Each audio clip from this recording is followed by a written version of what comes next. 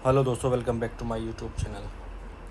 दोस्तों, आज आपकी खिदमत में हम एक नए वीडियो के साथ हाज़िर हुए हैं।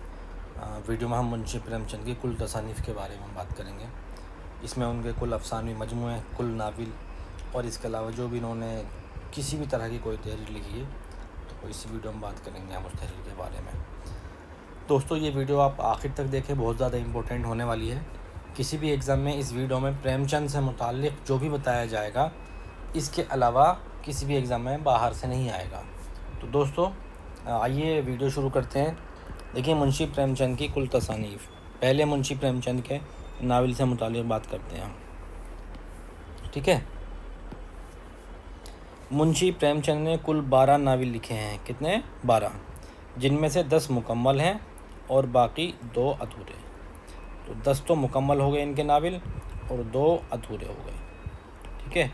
आपको ये 2 पॉइंट मिल गए यहाँ से। उनका पहला नावल इसरार मुआबिद है। पहला नावल है इनका ये, आप इसको नोट करते चलें कि 10 कुल 12 नावल हैं, 10 मुकम्मल हैं और 2 अधूरे हैं। और उनका पहला नावल का नाम है इसरार मुआबिद। ये हफ्तावार अखबार आवाज़ खल्क में बिलइक़साद यानी क़िस्त के साथ शाया होता रहा। किस अखबार में? आवाज़ खल्क में। लेकिन मुकम्मल होने से पहले इसकी इशाअत मसदूद हो गई।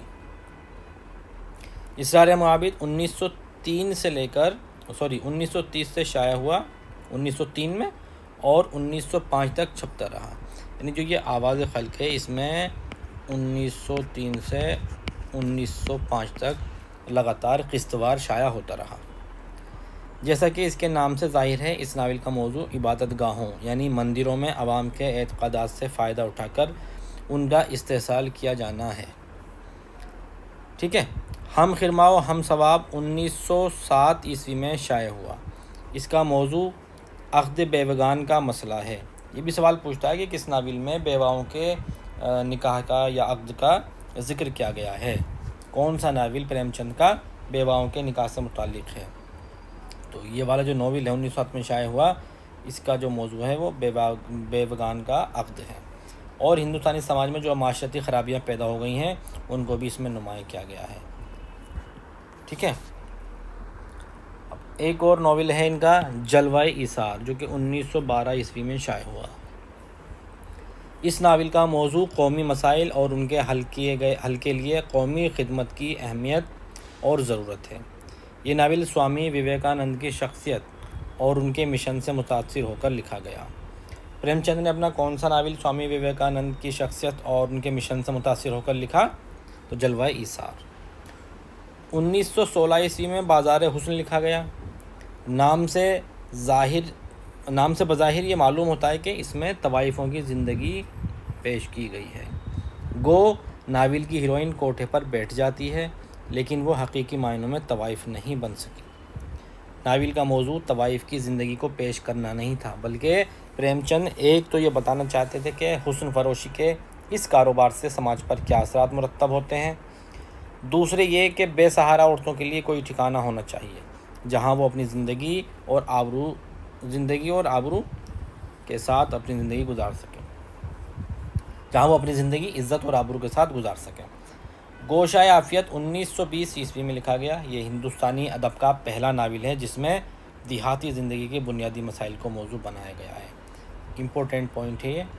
गोशाए आफ़ियत हिंदुस्तानी अदब का पहला नावल है जिसमें देहाती ज़िंदगी के बुनियादी मसाइल को मौजू बनाया गया है और जागीरदाराना निज़ाम में किसान जिन हालात से दो चार थे उसकी बड़ी ही हकीकत शाराना पेशकश इस नावल में मिलती है, ठीक है। निर्मला 1922 ईस्वी में लिखा गया, 1922 में। नावल का मौजू जहेज़ की लानत और उस वजह से बेजोड़ शादी के मसाइल हैं। निर्मला में बेजोड़ शादी और जहेज़ की लानत के मसाइल को उठाया गया है।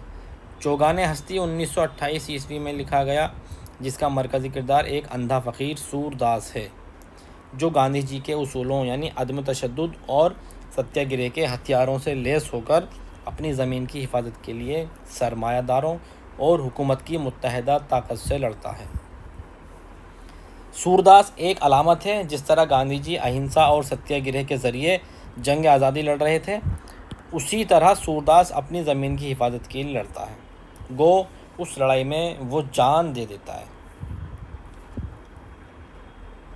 لیکن ناقابل تسخیر ہی رہتا ہے۔ پردہ مجاز 1925 عیسوی میں لکھا گیا۔ اس کا موضوع تناسخ ہے، یعنی انسان کا ایک جنم کے بعد دوسرا جنم ہوتا رہتا ہے۔ اس ناول میں جہاں ایثار خدمت اور قربانی کی اہمیت نمایاں کی گئی ہے، وہیں محبت کا نفس کی آلائشوں سے پاک ہونا بھی ضروری قرار دیا گیا ہے۔ بیوہ پریم چند نے 1927 عیسوی میں لکھا۔ جیسا کہ نام سے ہی ظاہر ہے، اس میں بھی بیواؤں کا مسئلہ پیش کیا گیا ہے، لیکن بیوہ کے مسئلے کا حل پریم چند کے نزدیک اس ناول میں بھکتی اور قومی خدمت ہے۔ سوال دے سکتا ہے کہ پریم چند نے اپنے ناول بیوہ میں بیوہ کے مسئلے کا حل کیا بتایا ہے؟ بھکتی اور قومی خدمت، ٹھیک ہے، بھکتی اور قومی خدمت میں بیواؤں کے مسئلے کا حل بتایا ہے۔ غبن 1928 عیسوی میں لکھا گیا۔ غبن کا موضوع عورتوں میں زیورات کا شوق ہے اور اس شوق کو مرد بیجا طور پر جس طریقے سے پورا کرتے ہیں اور اس کے جو خراب نتائج نکلتے ہیں، اس کی تفصیل ہے۔ میدان عمل 1931 عیسوی میں مکمل ہوا۔ یہ ناول ہندوستان کی جد و جہد آزادی کو افسانوی انداز میں پیش کرتا ہے۔ گودان 1936 عیسوی میں شائع ہوا۔ گودان کا موضوع ہندوستانی کسانوں کی معاشی بدحالی اور ان کے محنت کا استحصال ہے۔ پریم چند کا آخری ناول منگل سوتر نامکمل ہی تھا کہ ان کا انتقال ہو گیا، ٹھیک ہے، تو یہ منگل سوتر جو ان کا ناول ہے یہ نامکمل رہ گیا ان کے انتقال کے سبب۔ پریم چند نے 12 ناول لکھے، لیکن ان کی کہانیوں کی تعداد سینکڑوں تک ہے۔ انہوں نے کل 300 سے زیادہ کہانیاں لکھی ہیں۔ ان کی کہانیاں اردو اور ہندی دونوں زبانوں میں چھپی ہیں، لیکن مجموعی طور پر ہندی میں ان کی کہانیاں زیادہ تعداد میں شائع ہوئی ہیں۔ پریم چند کی کہانیوں کے مجموعے حسب ذیل ہیں۔ تو جو پریم چند کے افسانے ہیں ان کے مجموعے حسب ذیل ہیں، آپ ان کو نوٹ کریں گے، امپورٹنٹ ہیں۔ پہلا ہے ان کا سوز وطن، ٹھیک ہے۔ دوسرا ہے پریم پچیسی جلد اول 1915۔ تیسرا ہے پریم بتیسی، جلد اول ہے، جلد دوم ہے، یہ دونوں دے رکھے ہیں۔